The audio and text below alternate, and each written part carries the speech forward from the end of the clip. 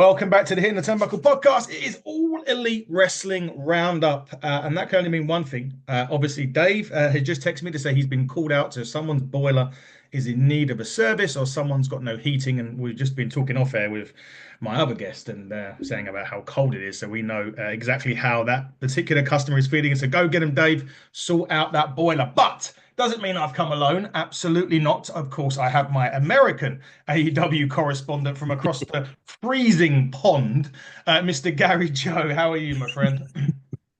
It is really going to be a freezing pond here in a couple days. Below 16 before wind chill. Today, snow. Probably the high today, I think 5. So As much as awesome. that. Brilliant But job. we always try to make it heat up into these discussions, so to speak, with the All Elite collaboration with Adam and I. And again, guys, thank you very much for the amount of support that you give to Hitting the Turnbuckle podcast and myself. We do this for you every single Sunday, much as we can. Like I told Adam, new year, new beginnings. So Indeed, indeed, indeed. On a more serious note, we just need to send well wish out to everyone in Los Angeles with all of the wildfires and yeah, whatnot going on.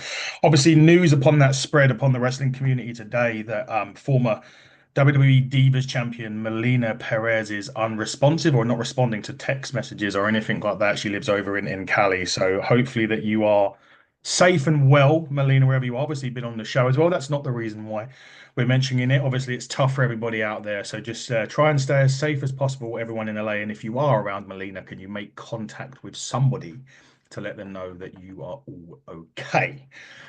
On that note, let's get into what has been a busy week in All Elite Wrestling. Lots of stuff has gone on. A bit of news outside of it to a degree. Speedball Mike Bailey was someone that we were talking about potentially coming to AEW at the turn of the year, maybe before that. Reports indicate that he is now signed or is going to be signing with MLW. Now, that doesn't necessarily mean to say he's not coming to All Elite Wrestling. But Gary Joe, are you like a little bit surprised or disappointed that perhaps it hasn't happened sooner and that he's going to MLW, or do you think it's a matter of time before Speedball enters the All Elite ring? good start to the show already because I'm gonna, I guess, debunk that right away. I did see that as well. And then all of a sudden, I see the page that shared that news, and then they made a really funny things like hours prior saying Triple H has confirmed that he's signed Saw that Speedball bit as Mike well. Bailey. I'm like, so you're gonna spread false information for clickbait, apparently.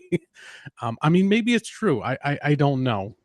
But the fact that it was just a source saying Triple H signed, I'm sorry, but I go to my trustworthy outlets, and that is certainly Fightful. That's one of them for Yes. sure. I don't think Mike Bailey signed with MLW, and that's not a dig at MLW. Looks like they had a good show last night. Um, you know, but no, I don't see that. I still see him for sure signed with AEW. Um, kind of surprised that he did not show up in that battle royal. I think I know why they didn't do it. They want his debut to be more memorable, more than just okay, we're gonna throw you in this battle royal and then we're gonna have you get eliminated. Then maybe people will forget you because you were in that. Maybe not though. I was hoping he would have, but right when he did his Twitch stream, I'm like, no, he's not debuting at this show. Um, so I'm just curious to see when he's going to debut. I'm very eager for his debut, but I always say, when you get excited for a signing with a wrestler, that you are really excited for it, but you got to be patient for it too. So we shall see. Indeed, we shall, and hopefully that is the case. I've been waiting for Speedball to join AEW, so hopefully it won't be too long before he does. Another name that's not necessarily been linked with AEW in any sense of the imagination, but I wanted to bring it up because it's the first chance I've had to bring it up since the news had reached, the news had come out, and that is current. And I say current because they are filming things, 4 or 5 weeks in advance. NWA Women's Tag Team Champion Ella Envy has announced her departure from the NWA while she's technically still tag champion in the season that we're watching. Hmm. And potentially there's one there. Go. She's young, four-time tag champion with three different partners. She's had a lot of success in the NWA. I don't know how much you know about her, but could she perhaps be one to go into, say, the Ring of Honor field? I don't necessarily mean AEW should be signing everybody, but there's names that come up on my list that I think that they should. I see Ella as a good option, but perhaps maybe down Ring of Honor to begin with at the start. It's certainly a possibility. This is one thing I like about these low tier promotions. They want to get into the big time promotions. And I'm not saying Ring of Honor is really at that, subpar promotion. But I've been saying this for a while now. I really wish AEW can treat it as their developmental. Um, so I could potentially see that happen for sure. Maybe NXT as well. Never say never with that. There's many great opportunities for her. I mean, I'm kind of surprised with it though. Like, so we shall see how that develops as well. I'm pretty curious. I know who she is, thankfully. Um, like I congratulated Kenzie Page. I think we all Yeah, should be happy. 501 now, 4 days. something like Um, that. so that is pretty awesome. So, Definitely so. Kenzie Page, another one who we should probably will definitely be seeing somewhere on mainstream television. Not oh, nothing against absolutely.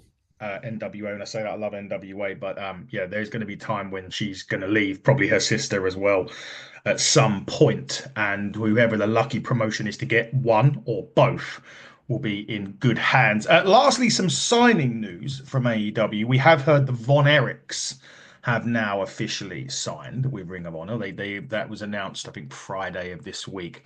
That's a real good pickup, Gary. Not just, and what I like about it is because of the family, and you remember the Von Erichs, they were massively prevalent WCW days. Yes, there was a Texas Tornado and stuff in the WWF at the time, but I think that's a great legacy signing for AEW because the name value that brings when you're looking to sell out arenas, especially in the Texas area, and AEW do great in Texas. We saw that this past week. But having someone like the Von Erichs, even if it's on Ring of Honor, will bring that kind of power to them when they go to places like Texas, where the Von Erichs are really known for.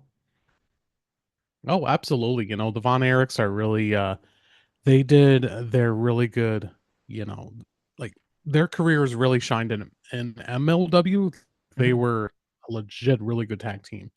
Um that's why I can't wait till I think it's Marshall that's injured at the moment. mhm. Once he returns, I think they're going to be, you know, I mean, to think that they're still the six-man champions in Ring of Honor, but I do like this signing because of the nostalgia that I have with the Von Erichs.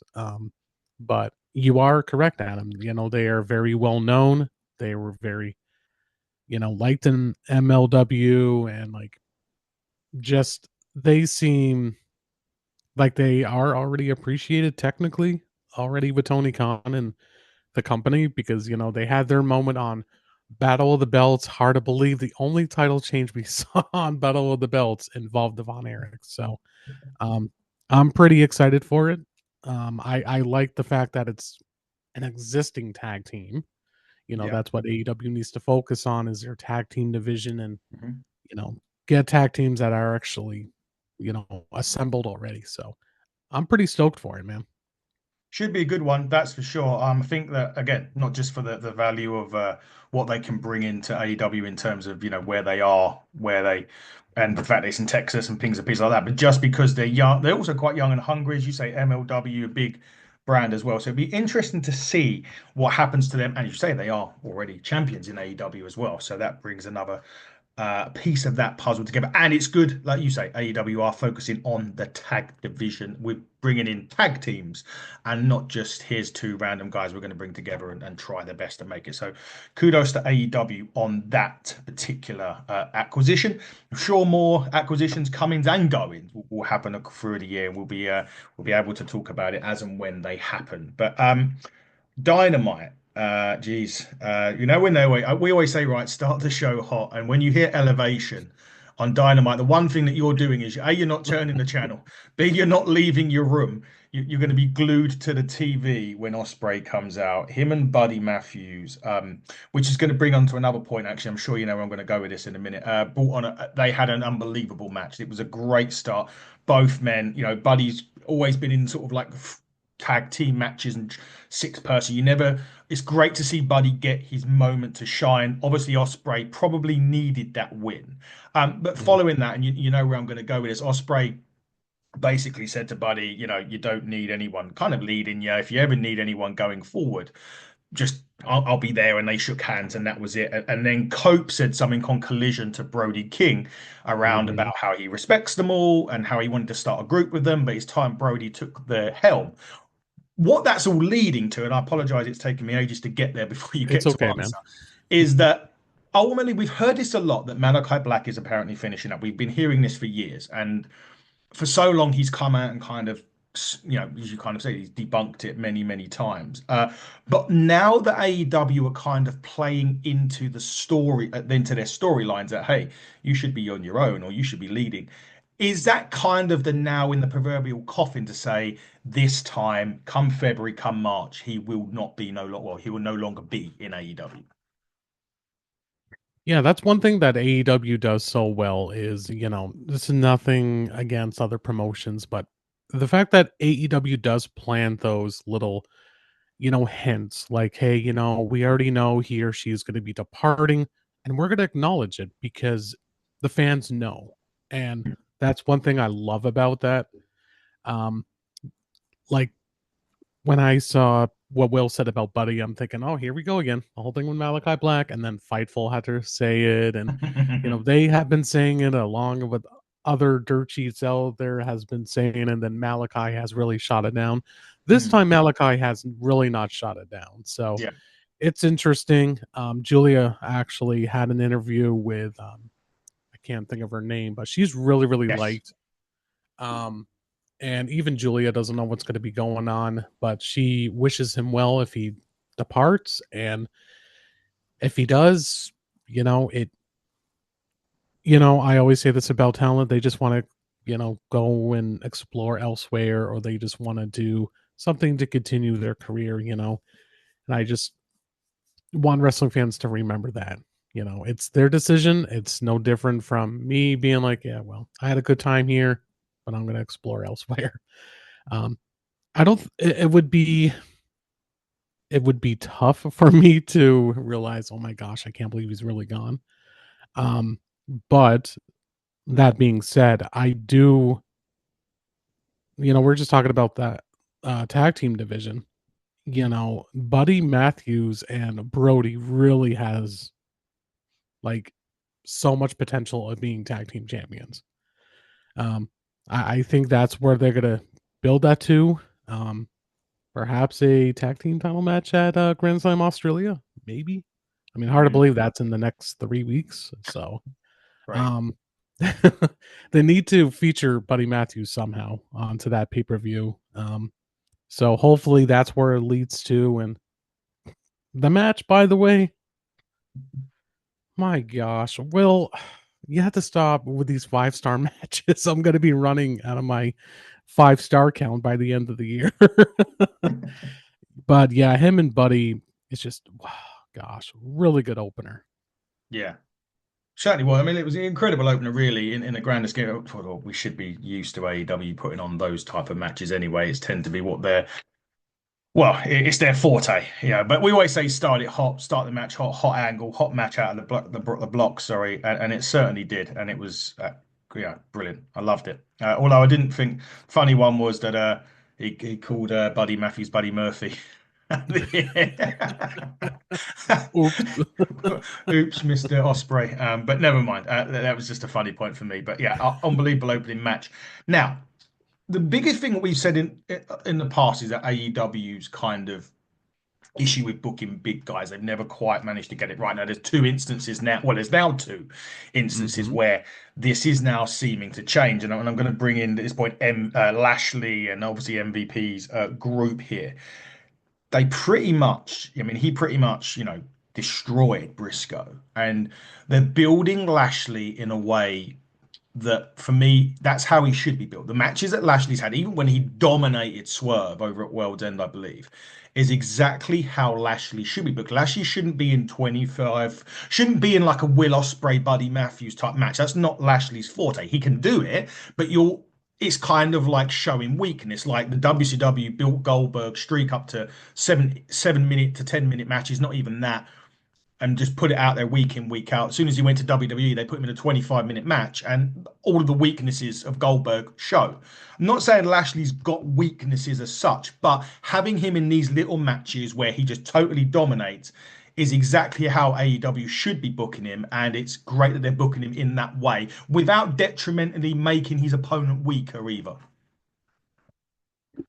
I like this one. I do like that we're bringing this up because I do admit, and you said it best. Like when it comes to booking their big muscle bound men, like what are we missing here? Like I get it, you have a certain audience that you like to cater to when it comes to these amazing high flying ability people, but same time I want to see people like Bobby Lashley look just pure dominance. And Mark Briscoe is really a really big feat in my opinion because Mm. Mark's been in the business for years. I mean, so has Lashley, don't get me wrong. But the way he looked really, really well. I mean, early on in the match, he looked a little wobbly, but maybe because he's never faced Briscoe before, Yeah. That's one thing I like about AEW. We see not only different styles, but matches that we thought we never would see before. Um, but yes, they live up to the name right now, the Hurt Syndicate, because I think Briscoe was certainly hurt after that match. So, and good for Bobby. Very happy for him. Yeah, and a great way to, as we say, to start booking the big guy, so to speak. And Mhm. we're going to get into actually, funnily enough, that rolls straight into the next thing that we're going to talk about. That being the Casino Royale Gauntlet match that was on Dynamite this week. A winner takes on Moxley next week, or this week, should we say? This coming Wednesday, I believe. The people in there was Hangman Adam Page, Jay White, Wheeler Yuta, Ricochet, Adam Cole, Daniel Garcia, Powerhouse Hobbs, Roddy Strong, Lance Archer, Kyle O'Reilly, and Jeff Jarrett of all people in there. We'll get more into Jeff in a minute. We'll talk about that in a second. But ultimately, this was what I love the Casino Gauntlet. I love the whole way they do it. It's a great concept. Now, interestingly enough, and we're going to get into this in a minute, a women's one this coming week. Thank you, Tony, for that for a start. That's a great thing to see. It's about time that we've had one of those. But we're talking about the big guy here. And I think like a lot of people wouldn't have put Powerhouse Hobbs to win this. I don't think no one would really have when you saw the Jay Whites and people like you would think, okay, they're going down that route because he was in the match previously with Mox and stuff like that. Powerhouse Hobbs winning it, he causes mayhem at the end of Collision, which we'll get into as well. Is Tony finally finding the sweet spot with these big guys and booking them right? I mean, we know Hobbs probably ain't going to beat Moxley next week, but it's about, and I think it's important though next week how they book it so it doesn't hurt Hobbs so much.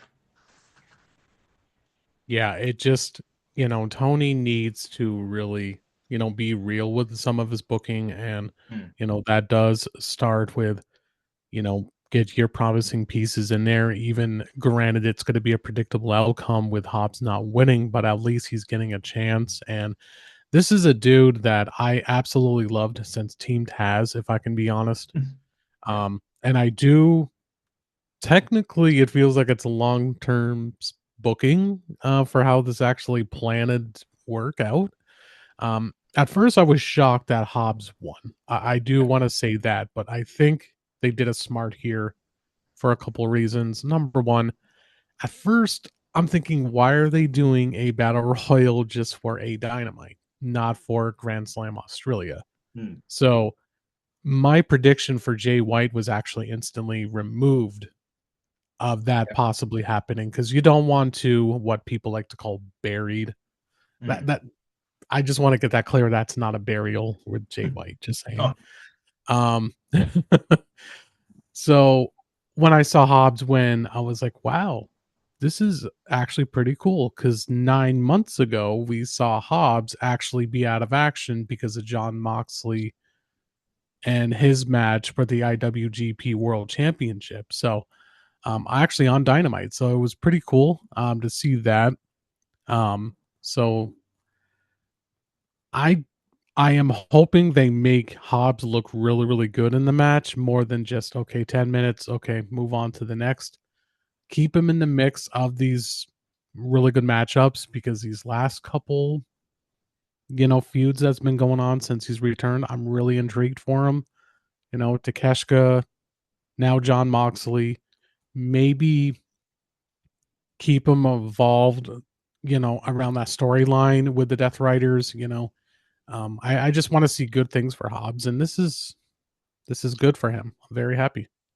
Yeah, it would be. It's great that he's getting, where he should be really in that position. And obviously, this coming week he does take on Moxley for the AEW World Heavyweight Championship. Now, on top of that, I did mention about talking about Jeff Jarrett. MJF come out. They had a bit of a to and fro.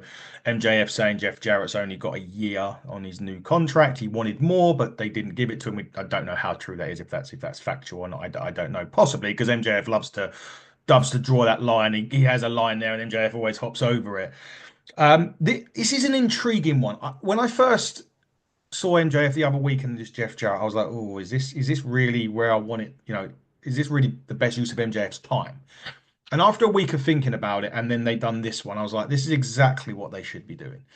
Because the way that I see it is it's going to be like a Jeff Jarrett's going to eat a few losses, so a little bit and pieces here and there. He's definitely not going to be. I'll be absolutely gobsmacked if he beats MJF if they do have a feud eventually. That would shock me, but it could happen. But anyway, going back to what I was saying is it wasn't something that I was looking forward to until the promo this week, and I think it's credit to MJF and how he manages to suck people in, and how actually you want to see Jeff Jarrett smack that guy over the head with the guitar just because it's MJF and he's the salt of the earth. Yeah, I mean, I'm with you. If I can be honest, like when this first started, I'm like, no, no, no, no, no, get that off my television. MJF needs something more than this. I'm sorry, and that's not a takeaway from Jeff Jarrett. I think he's really good for what he does for the business. But yeah, it looks like this is going to lead to a feud with MJF and Jarrett. When it's all said and done, nothing against Jarrett. I just hope this benefits MJF more than it does Jarrett. You know, I think that's what Jarrett's intention is. To make him look really good before he actually calls it an in-ring career, making MJF look good still. That's why I just hope it benefits more. And I like Jarrett. I've always liked Jarrett since the Slapnut days in WCW. So, um, but that being said, it's just I don't know how I feel about the feud yet, but I will say that promo on Wednesday was really, really good. It was delivered really well. And you Yeah. said it best, Adam. MJF can turn into a disbelief promo into a belief promo within seconds. Like it's just you get so invested. Yeah, we do. And look, like I said, we'll see what happens next week on that. But a good point, a good bit of a storytelling as such, with this on this week's Dynamite, Cope getting taken out properly by the Death Riders. I think it's important that obviously Cope come back. They had their big victory. They've been kind of, getting the better of the Death Riders, and it is important that you get those heels, those dastardly heels, give them something. And they did this week on Dynamite, to say the least. They absolutely kind of really destroyed Cope to a point. This past week, I know Cope fought on Collision, which we'll get to, and it was good that like you was also showing the damage from that gauntlet. Like he didn't just come out and was all guns blazing. So I'd like that bit as well. But very important in the story that the Death Riders get a slice of what they're looking for instead of having it just face heavy. Mm, yeah, I think they're slowly building the match with Mox and Copeland, and I still think my prediction's gonna be what I think is gonna happen with Christian cashing in. Yeah. Um, when would this match take place? Though that's the question. I think some people will have maybe that's going to be at Grand Slam Australia. Um, Maybe. Somebody's going to go a little down under somehow. Uh, you know, Copeland just I this is why I like him. He turns things into so much promise and something that I get very intrigued with each and every time. And I'm uh I'm still waiting for Beth Phoenix or Beth Copeland. Oakland. That is something that people can cope with at least. I mean, hey, Nice use of the name, and maybe she'll be called Cope as well. They'll have P Cope or something along those lines. It falls nicely onto actually the Casino Gauntlet #1 spot for next week's women's Casino Gauntlet. Yes, thank you again. Thank you, Tony, for this. This pitted Willow Nightingale, Statlander, and Storm. Now, when I first saw the graphic, I instantly thought Storm's got this. It's just because just coming back, I thought they were going to go down that route. But here's where AEW do pull good booking out the bag and surprises out the bag. I think everyone was kind of, I don't know, I can't speak for yourself, Gary, but I think everyone was. I saw that graphic and I was like, yep, Storm's going to win this because Grand Slam Australia is coming up. Potentially to face Mariah May at Grand Slam Australia if that's the route they go down. So I thought Tony Storm is a shoe in to win this match and probably the gauntlet. She may still be in the gauntlet, but she's not going to be the #1 spot because Statlander won the match in a great piece of booking there from TK and a great bit of storyline telling there from TK, making sure that it's not just obvious where they're going with things. yeah. I mean, when I saw the graphic, I'm thinking, well, we know who's gonna win. It's gonna be Tony, which is fine. Um, but I'm glad that Stat looked, really good by winning this match. You're still keeping her into that mix of promise. Um, I'm not trying to sound like a biased warrior here, but like Stat needs a title. I don't care what title it is. She needs some gold. She's on a roll right now. Um, but now I firmly believe the rookie is going to win on Wednesday.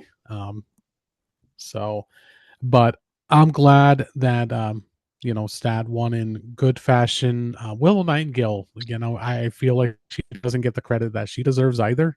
Nope.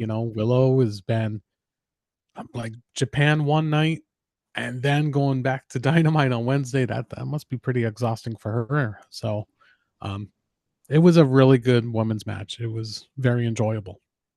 Yeah, definitely was more of the same. I'm looking forward to the Casino Gauntlet this week, and who knows, we could get a surprise in that, right? We could. I'm not saying they've signed anybody or anything like that, but we don't know who's going to show up or who's going to be on the card. Oh, by the way, also two great arenas, by the way, again this week for AEW. Must have to shout out the arenas. Very nice, very good arenas. Good to see them packed out as well with everybody in there, which was great. So excellent job on that one. As we go to the end of Dynamite, of course, we have to. The cleaner is back, the Alpha, or this realistically the Omega, in so many ways. Kenny finally returning, had a great match with Gabe Kidd. There's one to sign, Tony. Gabe. I don't know if you put him and Kingston on a mic. No, they'll probably get kicked off the network. Maybe that's not such a good idea. Anyway, what was a good idea? Kenny Omega coming back. Interrupted by the Don Callis family. Don Callis, so again, great use of where we were going with the storyline stuff before Kenny, well, as Kenny went out. It was the Don Callis family. Obviously, tried to put him out again. Although it's a bit surprising, is the savior to Kenny. He seems to be saving a lot of people or trying to make a lot of friends at the minute, which is Will Ospreay again. They come out, he come out, help clean house, and they had a little stare down. Now I could be playing a very long game here, and I don't know the situation. I know a lot of people were saying all in Texas for Kenny and Will. I'm going to go one further, and I'm going to build it to all in 2026 back in Wembley, and have it maybe for the championship, and maybe Will Ospreay's first championship win comes at all in 20 world championship win comes in 2026. I may be going way ahead, but that is definitely going to happen, and I'm all here for it when it does. I mean, if you're working for Tony Khan, please let us know, Adam, right If now, only. because that would be really, really good. Um, there was a couple things that I really liked right off. Certainly, Kenny's return on Dynamite. That Yeah, makes everybody happy, and you know, especially everything that Kenny has been through within the last year.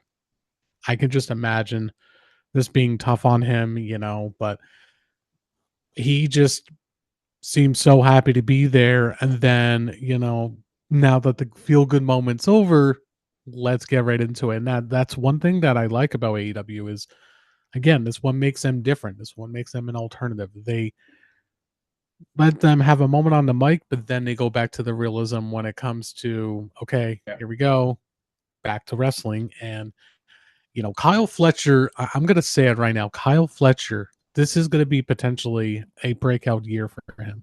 I have so much excitement for Kyle. But I like the fact that we had, Will out there and that we're seeing a stare down with them as well. So you could be right. Maybe it will be a triple threat. I'm going to All In Texas. So, if that's the match that I get, you're going to see me broke buying a lot of Bruv shirts and Kenny Omega shirts. Uh, you know, I don't know what it is, Adam, but every time I see a glimpse of, Omega and, Will, and this is nothing to take away from Okada or, the Don Callis family. I think just people will love to see that match, again, certainly with Osprey and Kenny Omega. Kenny did say that, before he officially came back to AEW, that it's his time to, you know, work with the people that that he really wants to wrestle with, that why he's in AEW. So this could be a good year for Kenny as well. um I feel already in 2025, I think this could be a really really good year for AEW, and it really helps when you get the likes of Kenny Omega back. So yeah, definitely so. I can't wait to see his first match back, which we'll get into because he is wrestling this week, maybe against a name that a lot of people may not have fought, but nevertheless, we'll get into that near the end of the show. Let's get into Collision. Again, a match that I never thought I was gonna see, well, never predicted that kicked off the show. It was Cope against Big Bill. Now, this was a quite interesting. I felt this was quite interesting, to be fair. There is a massive styles difference, although Big Bill was very impressive. But I really, really actually enjoyed this, perhaps more than what I thought I was going to at the start. I did like McGuinness mocking Copeland for his name change, and I will say one thing: the line that McGuinness done to Tony Schiavone, for those of people that may not have seen it, and I'm going to quote it right now. Nigel McGuinness. It may not have been in this match, but it was a quote. Nigel McGuinness said to Tony Schiavone, "Rumor has it you're on the Titanic, Tony."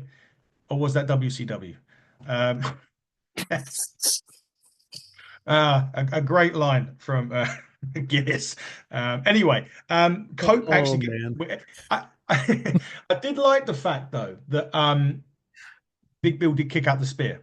I thought that was great because not a lot of people do. When normally Cope hits that spear, it's over. So I was really happy that he kicked out of the spear because I think in some cases, and again, it goes back to booking the big man. You have to kind of do more than one, I think, to get the job done. So I was glad that he kicked out the first one. They had a bit of a brawl after Jericho and Brian Keith with FTR. More on that because there is a main event we'll get to. But yeah, really good way to start the show and perhaps a match that I enjoyed more than what I thought I was going to. I just really wish Big Bill can get away from, Jericho's learning tree, because yeah, Big Bill is really over with a lot of people right now. I think he has a massive amount of potential, no pun intended there. Um, like I do agree. Like the match was very enjoyable, Um, and again, another thing that I like about AEW is they don't make it seem like, okay, well, here we go. Now it's going to be a quick 2-minute match. No, this match was at least 10 minutes long. So, and the little cheating tactic from Copeland as well, just to put the big oak tree down, and it worked. So, Yeah, it was actually honestly one of my favorite matches of the night. Yeah, I say I enjoyed it more than what I should have done. That's for sure. Now, something that we didn't talk about that we will get into now, just because there's going to be a big match coming up this week. Hangman Page got into it a bit with Christopher Daniels. I think over the last couple of weeks, actually, they've been getting it on recently. They had a was a really what I would say for Hangman, and what I think he's worked on quite well since maybe more so since the character change, the promo skills of Hangman Page. Now, when AEW first started, Mm. it was more like he was drunk and it was funny, and he was pretending to, I don't know if he was drinking beer or what, but anyway, it was a funny kind of promo. But ever since the character changed, more since the Swerve stuff, you've delivered the passionate promos where you actually, a bit like Kingston, when Kingston talks, you see it, you sense it, it's coming from the heart because he puts his card, he basically puts his cards lays his cards on his chest, sorry, and just blouts it out. Hangman Page delivers a passionate promo and challenges Christopher Daniels to a Texas death match this coming week on Maximum Carnage. Quite apt. God forbid what's going to happen this week. And what sick stuff are the sickos in for this coming Wednesday? But Hangman Page certainly one that has definitely developed the character, but it's absolutely nailing it. I don't know what it is about Adam Page, but just like I said about MJF, he can turn into something really good. Adam Page, ever since he's been heel, I feel like it works for him. You know, like when you see a backstage segment like we saw last night on Collision, you don't want to really miss it because you really want to hear what Hangman has to say, and Adam Page really delivers. And I, uh, I'm with you. I'm afraid to see what's going to happen with Christopher Daniels. Curious to see what this means as well for Adam Page. I don't know if anybody has been catching on, but it seems like a lot of people are really gunning for John Moxley. Mhm. And you know, like I think the story with Adam Page as well, is he wants to get his redemption, not only at John Moxley, but he wants to get that moment where he gets to hold the gold again. Now that Darby Allin's going to be out for a while, Yeah. somebody's going to step up, and maybe Adam Page is one of those guys. Yeah, hopefully. So yeah, Darby Allin, by the way, is definitely climbing Mount Everest. He's looking to do it. Fucking psychopath. He's definitely going to be away for a few months that we believe now. So he's definitely going to be missing the Australia show, which at the end of the day, it is what it is. But good luck, Darby. Don't try and jump off it or do something stupid like that. I know what Yeah, the. no, just plant the AEW flag like it was what Yeah, was his name, Armstrong there for yeah, putting the American flag on the moon. So yeah. Put the do that AEW and leave. flag and Mount Everest and get back. Don't try and do your cannon coffin drop off it or anything like that. I mean, geez, wouldn't put it past him, to be fair. But anyway, let's get back to the action. A match that I actually really, really was looking forward to when it was announced was Commander against Pac. Pac's Mm. obviously, I'm not quite sure the reason for his. He seems to have. What frustrates me about Pac is like he's there and then he's not. And he's there and he's not. He's there, he builds up momentum, and then something else, a visa issue or injury or issue, prevents him from carrying on the momentum. I know he's been with the Death Riders. He was back this week. Had a really good match with Commander. I mean, listen, when you're in the ring with Commander, it's great. I was quite surprised that Pac won in a lot of sense because I know Commander's been built up quite a bit. Obviously, Hologram's out, I think, with injury at the moment. Can't wait to see him back, by the way. But yeah, really good match. And I kind of forgot that Pac is actually one third of the trios champions, just because it's been that while since we've seen him. Yeah, I'm gonna agree with the whole Pack thing. I don't like the fact that it's back and forth with him. I want him to see like more matches, and I even said this in the comments when I posted a report from Meltzer, which seems false now because of him being Meltzer, injured. false? Never. Unfortunately, I share it because it's news, right? Yeah, yeah, yeah. So, but yeah, I would have liked Commander getting the win more than Pack. Um, but you know, it's just again the styles in AEW is just it's so good. I love it. And Commander, again, potentially breakout star of the year as well, for AEW. So yeah, the match was fun. You should at least expect one high flying match on AEW television every week, because if you don't, what is Tony doing? Yeah, exactly that. The biggest outrage, well, one of the biggest outrages on Collision was the fact the Outrunners didn't pick up a win this week. They Mm. did lose to Claudio and Wheeler. To be honest, I do like there was a lot of chaos in this at the start, but I would say that I kind of not that I expected that the Outrunners to get jobbed out on this. I did was quite surprised with the amount of offense they got, especially during the early part of the match. But what I would say is good is that you got the pin. Now, I always say, because you always seems to be the fall guy. When they lose, it always seems to be him. So it's really important, and Tony Khan did this correctly this week, to give you quote unquote flowers in a sense, because he got the pinfall, which is very much needed for him and his character as well. Oh, absolutely. Because there's always somebody that needs to, pick up the losses. Sometimes there's Yeah. needs the one that needs to pick up those meaningful wins. And I'm just glad that, Willer Yuta being the young guy is getting more of that pinfall than Claudio. That's one thing I like about Castanoli being in AEW. He really Mm. sees a lot of potential in Yuta. Always has, I feel, ever since the BCC became a thing, just about 4 years ago. So, um, when it comes to the Outrunners, yeah, I mean, it would have been cool for them to win and then instantly putting them in potentially the tag team title scene. Um, but Outrunners is technically involved with this storyline right now with the Death Riders, and I'm glad that they're getting that exposure some more. That team is just so freaking over. It is nuts to me how much they are over. I mean, my year-end awards, they won by like 6,000 and something votes. That's how much people love the Outrunners. I mean, when was the last time we seen a 12-year-old and a 10-year-old be this dominant? I mean, sheesh. Wow, yeah, an unbelievable rookie year again for the Outrunners after a great rookie year in 2024. We'll see what happens with them next week potentially. Anyway, Mariah May Hardy Cameron was next on the list, and look, it was again Mariah May was. There was never she was never going to lose the match. She was always, I love Hardy Cameron's work though. I think in the ring there's a lot of improvement. You're seeing that time and time again. The character, the facial expressions, the promos, she's definitely one I would say, along with like Anna Jay, perhaps as well, and Tay Mello, who recently come back over in Japan, is three people there that I think could potentially this year, not all three of them, I don't think there'll be that many changes, but gold could at least be in one or two of those three sites come the end of the year.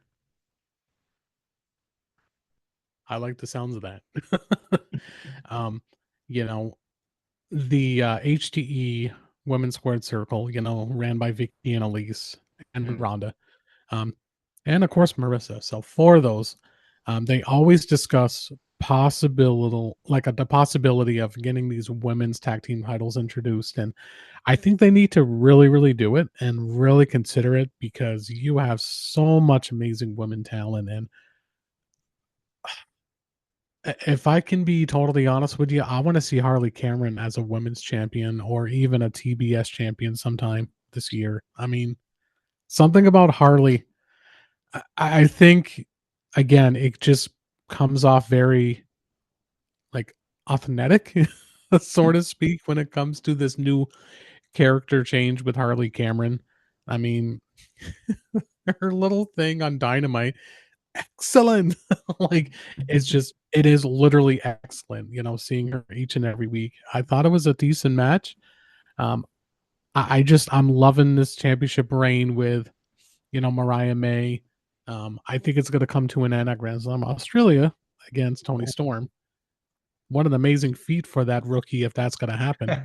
But yeah, I mean, just when I have to relax and if I'm feeling gloomy, I might have to watch some funny Harley Cameron. Or Harley Graham is getting in talks with AEW, by the way, people. She will be the first ever woman luchador in AEW if she gets signed. Okay. I had to share the humor. Go on, follow the revolution if you know what I'm talking about.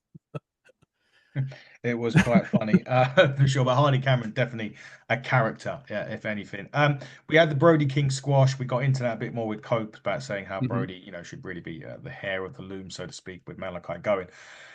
And then when it comes to good old-fashioned wrestling, when it comes to just getting it on in the ring, you put on Daniel Garcia versus Shibata for the TNT Championship. Really great, great match. Again, probably, we probably thought that Garcia was going to retain this, but in terms of ring action, was absolutely fantastic with these two. This is one thing I love about Shibata is you got so much of that experience into a young up and comer. To me, he feels like a young up and comer because he's just so young, and that is Danny Garcia. Mm. Like Garcia, he's meant to be champion, I feel, and you know, to me it feels like Shibata is kind of like in legendary status. So it's really cool to see these two in a match together. I really like these two. They had really good chemistry in the match because you said it right, Adam. Professional wrestling is what this match could really define. Yep. Um, and then we had our little thing where Daniel Garcia calls out Gabe Kidd. Yes. Oh, I after seeing forgot. that match against Kenny, I want to see more of Gabe Kidd, which I did last night with Battle in the Valley. Yes. You had a So time limit draw, very right? good match against Ishii. Yeah. My Did it go? God. It went to the draw, didn't it? Was it go to the draw? It did. And then they're doing an Iron Man match at Windy City Riot in Chicago. Oh, what a match. Good grief. That's going to be great. And if he does take on Garcia, perhaps at Forbidden Door, by the way, over here, maybe, but maybe a bit too far away in August. But Again, I don't have my debit card on me, but give me a minute. but we'll see. I mean, it could happen at Forbidden Door. But I mean, he called out, as you're rightfully said, he called out Gabe Kidd. Crazy. I mean, Gabe Kidd, he's a pickup waiting to happen. I don't know where his New Japan contract is, but he's a pickup. Well, if he wants to, I mean, look at Zack Sabre Jr. He's happy doing it. He's happy being a big star over there and fluctuating and comes over for the Forbidden Door. And I'm sure he'll be at Forbidden Door this year, Zack Sabre Jr. That I is. could I could really see that potentially happen, Adam. Mhm. It seems like this like it or not, people have to understand this partnership is really, really well, in my opinion, with New Japan and AEW.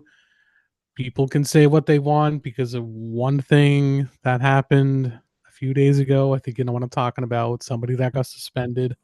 Um, don't want to get into that, but other than that, it just feels like this partnership is really just something very beneficial for the fans that love the styles of both brands. And Tanahashi, knowing him since he does the day to day stuff over there, he will make it happen. So give me Gabe Kidd on an AEW pay per view. And then you guys would be spoiled across the pond in London until you get back into Wembley. So Yes, indeed. We'll wait and see. Yeah, and that stupid idiot over in New Japan. We won't talk about it, but it's out there. Just absolutely fucking idiot. What twat he is. Anyway, glad he's got suspended for a few months. The main event time. Dax Harwood, Chris Jericho. Um, yeah. The closing sequence to this match. Yeah, the closing sequence to this match is everything right now that I kind of don't like about Chris Jericho. For those of you that there's a bit of a closing sequence. It looks bad, and it's bad on Dax really because Dax, look, bless him, he tries and he's a great wrestler. When Dax the Axe goes one on one, generally it's a great match. This unfortunately wasn't, and I'm kind of edging towards it wasn't not. Oh, it's not all Jericho. Listen, but it just wasn't great to be honest with you. It did end up in a gigantic brawl at the end and the Death Riders, and then that's where we see Powerhouse Hobbs come in and basically clean house, which is exactly how you should book him. But that match, Gary, I just the longer it went on, the more quickly I wanted it to end. I mean, the disgust in my face, the thumbs down really said it all. I do agree. Like when the match was announced, I'm thinking, all right, well, cool, I guess. It did not really sound like it would intrigue me that very much, and Mm. The match felt like it was sloppy a lot of the time. The ending was screwy. It was weird. So what does this mean now? Like FTR is feuding with Jericho? Like I don't like that. No. Um and like the little thing where, oh my gosh, the ending where the referee just it just I have to say this main event was probably the worst main event on AEW television probably in a while. Hmm. Um and as a devoted AEW gearhead, faithful, whatever, I would tell anybody that hasn't seen this match, don't go out of the way to see it. It's very skippable. It was very impossible for me to watch, and yeah, the finish was just so bad. So, um, but post match, thankfully, it recovered from the match itself.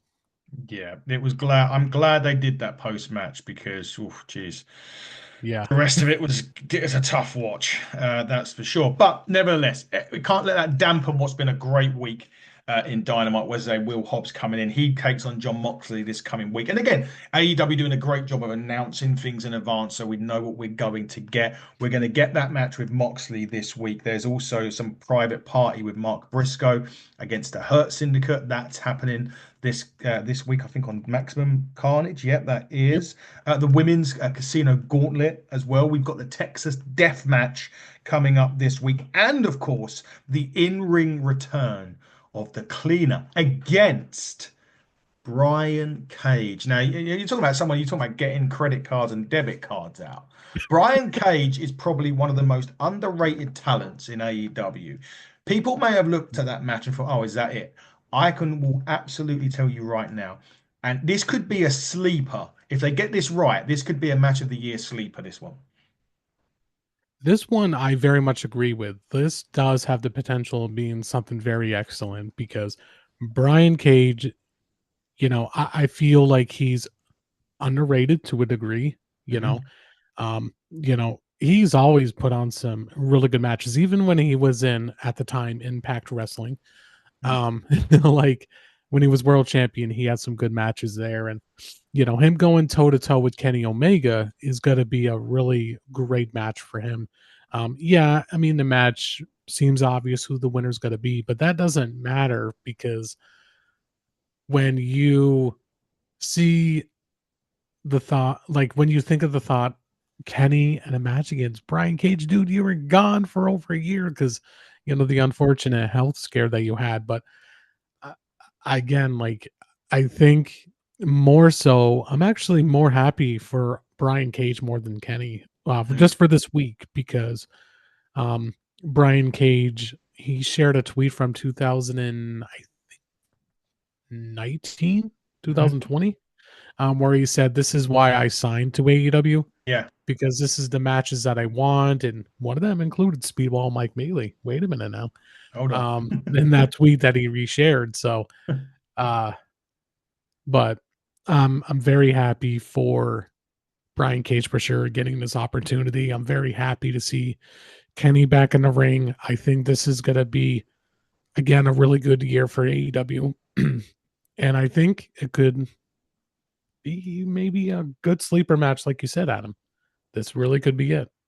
It could be. We will find out. There's one other match, and I forgot about it until I've just read the Tinterweb. Hook and Christian Cage also Oh, going at it this week as well. So it should be a barnstorming week. But Gary Joe, as we start to wrap up, I mean, look, you got busy. You've been dropping teasers on the channel about something coming out. Obviously, we're not asking you to tell us what it is, but lots of exciting stuff going on at the FTR page. And why don't you tell us a little bit? And obviously, you can say about the teasers. You just can't spoil us with who it is. fair enough. Um, so yeah, the teases that's been going on for Follow the Revolution is really one creative thing that I'm really love that I'm doing because Mm. once it gets revealed, it's going to be a very exciting thing for a lot of my followers. I'm very excited to drop it.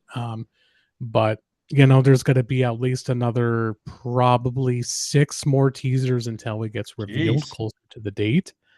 Um, It's very, very exciting time for Follow the Revolution. This 2025, this is my 5-year anniversary being a content creator. So I'm really making this a very successful year, not only for me, but to the people that has really supported me along the way, such as you, Adam, and Dave, and Cruising with Kayfabe, and HD Women's Squared Circle. Just so many people that has really, you know, shared their love for me. Um, I'm also doing a newest edition. If you ever have a fan question, which I get tons of them, I did receive a lot last night after the video that I posted. It is called a 3-minute yap. I have 3 minutes to elaborate your question. So I answer it. Coming on Sunday, January 26th, is the newest episode of the Women's Squared Circle with Fixin' Omega, War Mama Elise, and then, of course, we have Rhonda Phillips and the Riddle Girl, Marissa DeLuco. They will be going on episode number 15. Hard to believe. A year and 3 months in for the roundtable. So you can certainly follow them on Facebook. And we do have a YouTube channel, which you guys can type in FTR, Follow the Revolution. And one other thing is, it looks like potentially I might be bringing in a All Elite trivia that I have been discussing about bringing back for a while. But it looks like that will be coming right around February. So if you want to know more about your up to date AEW, Ring of Honor, and now New Japan Pro Wrestling news, you can certainly give me a follow. Do so indeed, and also follow the Cruising with Kayfabe podcast as well. They done a great Will Ospreay documentary. I think, by the way, that was a really good, Yes, I loved it. really good to go and give them a follow. I need to quickly reel off a few guests. Big thanks also to Shelly Martinez, who we recorded with this week. That was a load of fun to record with her. Big thanks to North Wrestling, Jimmy Corderas as well, that we recorded with all week. I think those have dropped. Shelly will be dropping this coming Thursday. North will be dropping this Tuesday. So if you like your independent wrestling, get on and have a look at that. That is a really good one to watch. But recording this week, dropping when I decide I'm going to drop it. We're going to have, there you go. There's one for the legends. And I know if you're a big WWF fan, you may remember the name of Sean Mooney. Well, he will be joining myself and Andy this week to talk about lots of stuff. He's got a new figure coming out. He's coming over here to the UK for the For the Love of Wrestling weekend. So we're going to have Sean Mooney on. My independent showcase series that started a couple of weeks ago. We're going to be recording with another independent star of the UK, certainly one that's up and coming. His name is Adam Bolt. And then this coming Wednesday, myself and Fiona will be having a chat with Hollywood, Haley J, about all things NWA and all things contractually, in the sense that she hasn't got a contract. So there's another name. And then a guest that I can't announce yet. But to give you a clue, it will be 5-star when I get a chance to interview this person. I'll leave it on that note. But Gary, thanks as always forever for this. Next week, it may be you and Dave. I am busy next Sunday, so I'll probably get Dave to reach out for you and do the week's roundup with AEW if he gets a chance, as I'm going to be busy next Sunday. But I will see you in 2 weeks as we move closer to Grand Slam. We'll have an indication as to whether Powerhouse Hobbs does get his moment in glory or not, and we'll get the next installment of Copeland and the Death Riders. Until then, though, Gary, thank you so much. And you've been watching basically the best elite partnership we can get on the Hitting the Turnbuckle podcast. We'll be back next week with all of that and so much more. So keep it locked to our channel, HTT Buckle on YouTube, HTT Buckle on X, and Hitting the Turnbuckle podcast on Instagram. Until then, everybody, buckle down, stay safe, and goodbye.